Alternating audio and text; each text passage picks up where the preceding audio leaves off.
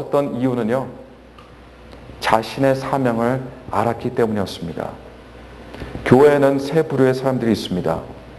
교회는 나오지만 예수 그리스도를 아직까지도 모르는 사람이 있고요. 두 번째 부류는 예수 그리스도를 구주로 영접한 사람들이 있습니다. 그래서 구원을 얻은 사람들이 있습니다. 그러나 이것이 다가 아닙니다. 세 번째 부류, 구원을 받긴 받았는데 자신의 사명이 뭔지 모르고 살아가는 사람들이 있는 반면에, 그러나 정확하게 예수 그리스도 안에서 내가 어떻게 살아야 할지, 나의 사명이 무엇인지 아는 사람이 있습니다. 침례 요한은 자신이 주인공이 아닌지 알았지만 동시에 하나님께서 주신 자신의 사명을 정확하게 알고 있었습니다. 침례 요한의 명성은 뛰어났습니다. 그야말로 그 사람은 유명인이었어요. 그의 소문이 예루살렘에까지 퍼졌습니다. 얼마나 유명했던지 예루살렘에 있는 유대인들이 제사장들과 레위인들을 요한에게 보내서 그 정체를 파악하도록 그렇게 했습니다. 그래서 그들이 와서 침례 요한에게 묻습니다. 당신이 우리가 눈 빠지게 기다리던 그런 메시아입니까? 침례 요한이 대답합니다. 아니요. 그렇다면 당신은 선지자입니까? 침례 요한이 대답합니다. 아니요. 침례 요한은 얼마든지 자신을 나타내 보일 수 있었습니다. 그러나 그의 대답은 항상 확고했습니다. 그러나 한치의 명예와 인기를 생각지 않았습니다. 그렇다면 당신은 도대체 누구냐라는 그들의 질문에 그는 자신의 정체를 밝힙니다. 뭐라고 밝힙니까? 나는 광야에 외치는 자의 소리라고 이렇게 밝힙니다. 침례 요한은 자신을 사람도 아니고 단순히 소리라고 표현하고 있습니다. 질문한 사람들이 제대로 알아듣지 못했습니다. 아니, 어쩌면 자신들이 들었던 것을 잘못 들었다고 생각했을지도 모르겠습니다. 자신을 아무것도 아닌 그저 소리라고 말하는 사람은 아무도 없기 때문입니다. 그래서 다시 묻습니다. 요한복음 1장 25절 말씀 보니까 또 물어 가로되 내가 만일 그리스도도 아니요 엘리야도 아니요 그 선지자도 아닐진데 그렇다면 어찌하여 침례를 주느냐? 당신은 누굽니까? 그랬더니 침례 요한이 대답합니다. 나는 물로 침례를 주거니와 너희 가운데 너희가 알지 못하는 한 사람이 섰으니 곧 내 뒤에 오시는 그이라. 나는 그의 신들매 풀기도 감당치 못하겠노라 하더라. 침례 요한은 자신의 사명을 소중히 생각하고 그 사명에 충실한 사람이었습니다. 그래서 아무것도 모르는 사람들의 쓸데없는 질문에 휘둘리지도 않았습니다.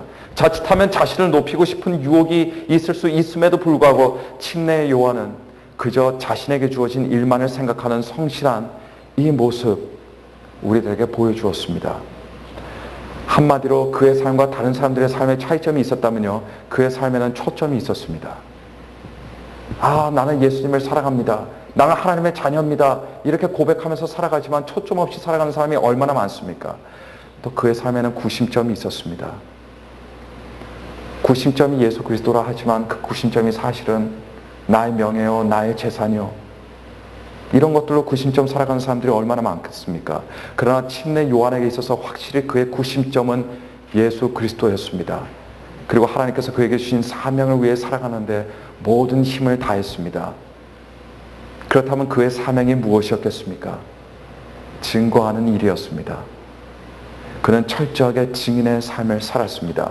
그래서 요한복음 1장 7절 오늘 본문 말씀 보니까 저가 증거하러 왔으니 곧 빛에 대하여 증거하고 모든 사람으로 자기를 인하여 믿게 하려 함이라 라고 기록합니다.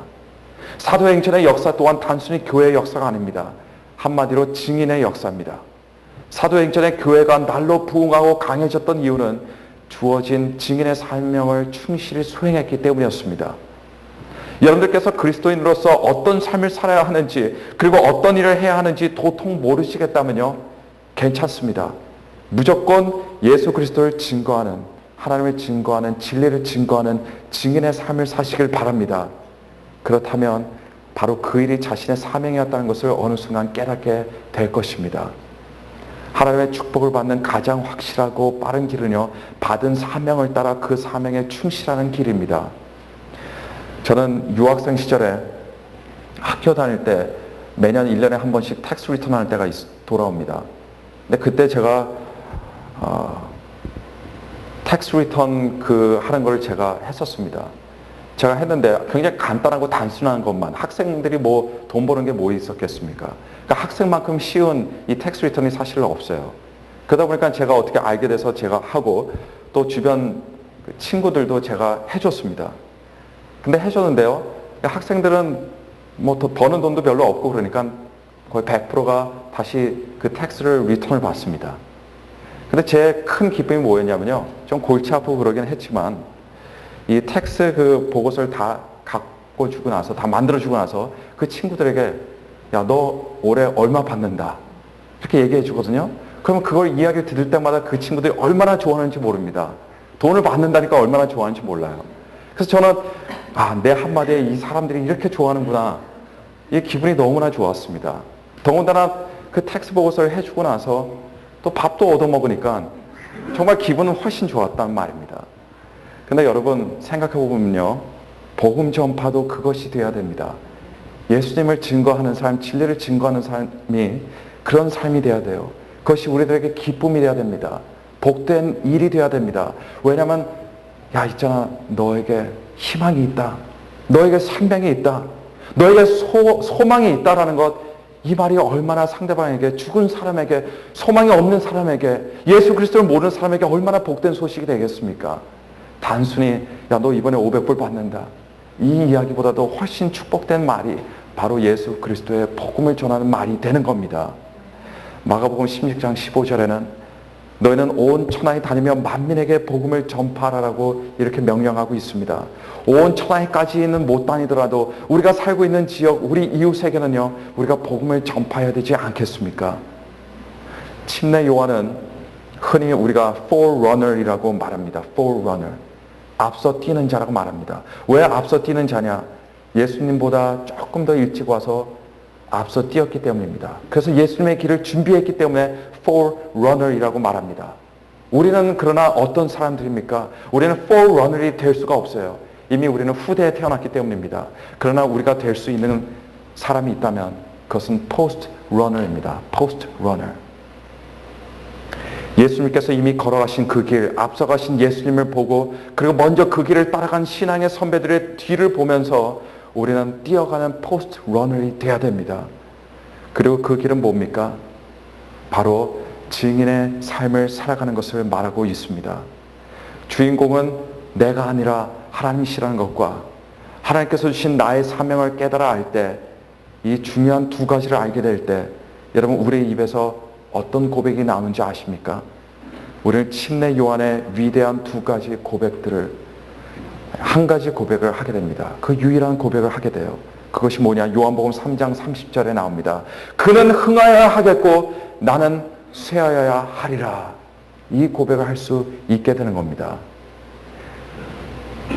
모든 사람들이 우리 주님께서 흥해야 된다는 걸 아마 인정할 겁니다. 모든 기독교인들이.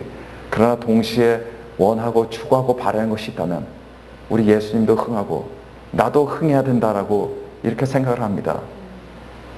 그러나 침례 요한은 뭐라고 합니까? 하나님께서 흥해야 되고 내가 쇠해야 됩니다. 그렇게 고백합니다. 이 고백에 의미하는 바를 완전하게 이해한다면 왜 그가 그토록 위대했는지, 왜 예수님께서 여자의 몸에서 낳은 사람들 중에 침례 요한이 가장 뛰어나다고 했는지 이해할 수 있게 되는 겁니다. 그래서 부인할 수 없는 진리가 있습니다. 우리가 낮아지면 낮아질수록 하나님께서 높아지는 겁니다. 그러나 동시에 역설적인 진리는 우리가 낮아지면 낮아질수록요, 하나님께서 우리를 높여주십니다. 성경에서 우리가 감당하기 어려울 만큼 참 무겁고 축복된 고백 두 개가 있습니다. 우리가 하나님 앞에서 할 수 있는 고백은요, 이 두 가지만 다 한다면 우리는 정말 축복된 사람이 되는 겁니다. 하나는 뭡니까? 하나는 시몬 베드로의 고백입니다. 주는 그리스도시요 살아계신 하나님의 아들이십니다. 이 고백과 아울러서 침례 요한의 이 고백, 우리 주님께서 흥하여 하겠고 나는 쇠하여야 하리라, 바로 이 두 가지 고백입니다. 이 고백들은 결코 아무나 할 수 없는 고백이지만 여러분, 이 고백 앞에서 우리 하나님께서는 감격하는 마음으로 아마 눈시울이 붉어지실 것입니다. 그는 흥하여야 하겠고 나는 쇠하여야 하리라 라는 고백은 약자의 고백이 아닙니다. 아무것도 안 가진 자의 고백이 아닙니다. 이 고백은요, 위대한 영적인 거목만이 말할 수 있는 그런 고백입니다. 그래서 오늘 이 고백이 저와 여러분들의 고백이 되기를 오늘 시간 간절히 축원합니다.